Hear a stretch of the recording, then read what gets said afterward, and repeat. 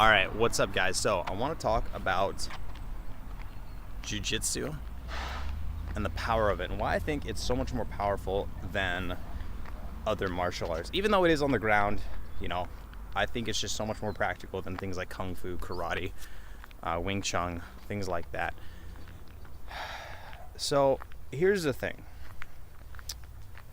I'd say the biggest thing as to why it's more impactful, why it's more powerful, why it works so much better, it's a little different in some ways, but is because it's pressure tested. And a lot of these martial arts, Wing Chun, Karate, shit like that, they're so cooperative in the way that they drill.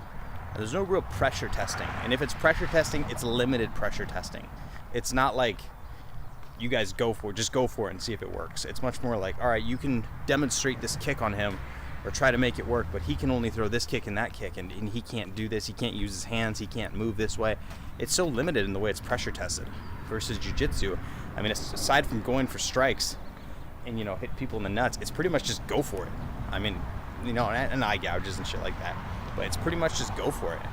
And it's such a realistic way to pressure test something, and you really see what works. And that's why you see, that MMA fighter who challenged, those Wing Chun master and the Tai Chi master, he beat the absolute fuck out of him. I mean, he really did. He beat the fuck out of that guy. And that's why. Because a lot of those things, when they're put to the test, they simply don't work as well as something like jiu-jitsu does, right?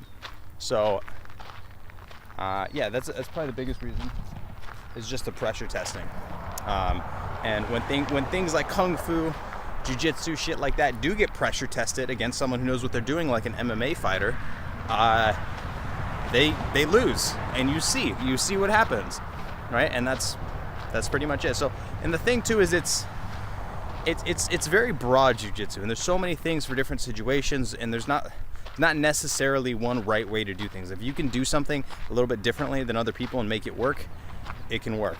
Versus in other martial arts, it's like, when he punches this way, you block this way. When he chops at you this way, you chop this way.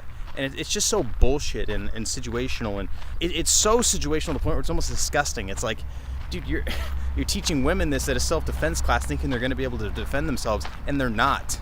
They're not. Nothing would happen. Whoever their perpetrator is going to do whatever the hell he wants to, because they don't know anything.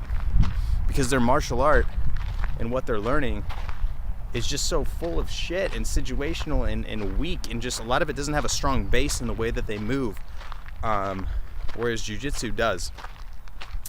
And maybe I'll get into other videos demonstrating this and actually show you with a partner what I mean. But now I want to talk about why where jiu-jitsu might not apply.